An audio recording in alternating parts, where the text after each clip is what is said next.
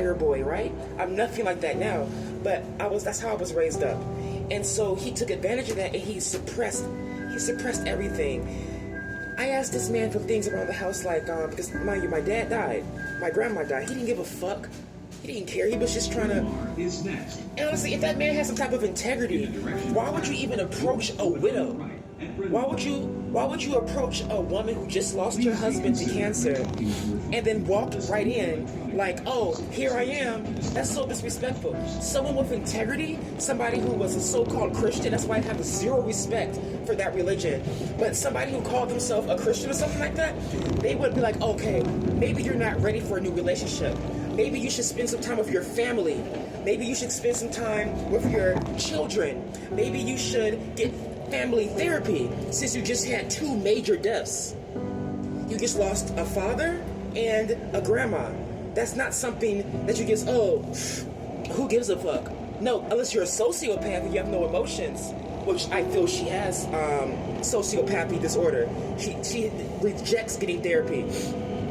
Let's go back to, I started puberty late, so I didn't start growing facial hair, even underarm hair, until like 18, 19. This is a red line train. On top of that, this man's like, oh yeah, he doesn't need no shaving cream. Give him some, come to use some soap. Nigga, if my dad was alive, he would not even talk like that. You know what I'm saying? And that's things I was telling my mom. I was like, a stepfather is not your dad. But my mother, she's the kind of person to gaslight you. Perception of reality, she'll say, oh no, that's not how things really are. It's like this instead. That's like someone taking a big pee-pee, a big piss on your face, and they tell you, oh no, this is not urine, this is water, this is Sprite, this is cranberry juice. Like your perception of reality is not what it is. It is exactly what you perceive it to be. Especially when you're someone like me, who spends the autistic time and discipline and obsession to investigate the bottom of anything. I rule out, what do they call it? Process of elimination. I'm an expert at that. You know what I'm saying? And then my mom, she knows that I'm intelligent. She knows that I know how to do all this. My dad knows as well, but he's dead. Everyone who looked out for me is dead. That's what I'm saying. So now my mom's like, oh, as soon as my grandma died, my mom started acting, showing her Nan so fucking evil. So in response to that, I'm like, okay, I see my mom doesn't care about family. I'm just gonna move to Texas. Because musician, I do music, I do spoken word, I'm a producer. I have traveled the country with my father when he was alive. I've traveled to many different continents. I've met Obama, I've met Bill Clinton, I've met Jimmy Carter, I've met all types of people. You would have never have guessed that though, would you have? No, you wouldn't have. So my mom knows that, and so does Carter Sanders.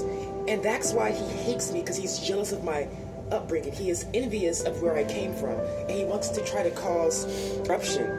He sees that me and my mom had a close relationship because my mother was the person that stood up for me when I was getting abused when I was a little child. And so we had a natural close bond. Carter hated that to the point of him being envious, like a foreigner male, like a stranger, the same way a man would be jealous of some guy trying to talk to his wife.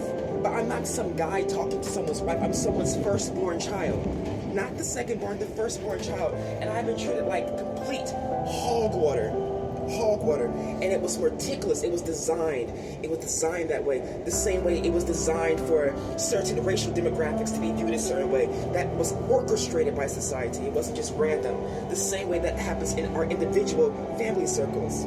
When you're the most hated in the family, it's not just a random thing. And when your mother is a narcissist, like mine is, she will say lies about you. And guess what? She was more mad about the fact that I told my uncle what she was doing than the actual crime.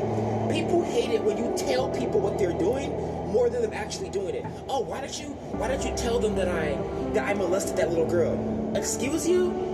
You're worried about somebody exposing what you did when you should be apologizing for your sins and for your crimes? That's the kind of society we have. We like to protect people that do evil instead of call evil out. When it exists in your own family, it's extremely horrible. And you see, like I said, I have certain neurodivergences that I'm trying to compartmentalize even while making this video, which is a little bit difficult because my mind is going 100 miles per hour and I'm doing this live on air right now. All this is coming from my mouth. And it's so fucking irritating how I'm irritated with myself, honestly, for allowing myself to be subjugated to my what do you call it? My mother's prison. Literal, a psychological prison, and almost damn near a physical prison that I have been forced to endure with. So, whoo, Jesus Christ. Let me tell you this. I moved to Texas for music, and I ended up coming back, okay? I was about to have a child and everything. It's crazy. Let's fast forward now before I lose my train of thought to this year. Well, first, I transitioned in 2018. That was the year after I went to Texas. I transitioned my gender, and I was hated even more by my mom. And I realized that she hated me because I finally started to become confident. I finally started to shed that shell that people like it when your psyche and when your personality is down. They like to keep you down. They don't want you to be up. They don't want you to have any self-esteem. They want you to be some little clammed up little, I don't even know what to call it, but it's so evil. It's evil as fuck. The way that people, I'm sorry, not the people, let me not speak vague, the way that your own family will actually hate you. Your own family can hate you.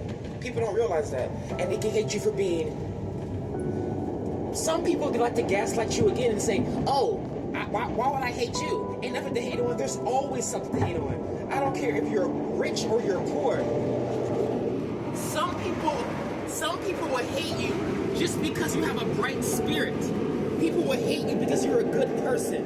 People will hate you because they know you're better than them. It doesn't matter if you have a Bentley, a Rolls Royce, a Chrysler, a Porsche. You can be jealous of somebody who is homeless because their heart is bigger than yours.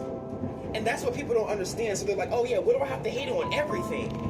You're mad because you're an evil, dark person and I'm not. That's why you're mad. That's why you despise people who have a bright spirit. And once I started to realize that about myself and then speak up for my own self, then I become the most hated. And it's so annoying. Like people see how I am. Like, do I deserve this? No. So let me explain something. Right now, people's defense will be like, oh, I stopped doing things for me because I became disrespectful. That is the most gaslighting sentence on planet Earth. So you're gonna say that someone is being disrespectful by calling you out on your bullshit. So if you're being a jerk to somebody, if you're being an asshole, if you're being a prick or a cunt, and I call you that, I'm being disrespectful? No, I'm not. I'm calling a spade, especially if I come to you more politely first, about a good 300,000 times, and I'm not exaggerating. From the period of 2018 to 2024 is about 300,000 times individually, yes. Like I said, I can get obsessive like that. And the purpose of it is, what am I doing? I'm begging for love. Who does that? Most people would say, oh, if someone doesn't care about you, move on, do your own life. But I'm not like that. Because I know we only have one life, and I actually care. And unfortunately, when they say that the good die young, that's actually probably true. Because it is. It is. Because we get stressed out, we actually give a fuck about humanity, all types of stuff, and we end up either dying from stress or sacrifice because I don't know, we might stand in front of a bullet for somebody or something like that. It's very crazy. Like, I have so much talent and I have been gaslit, I have been suppressed, I have been locked up in this box where it's like, okay, no, don't be the way you want to be the way we tell you to be. And society is breaking out of that, like, globally.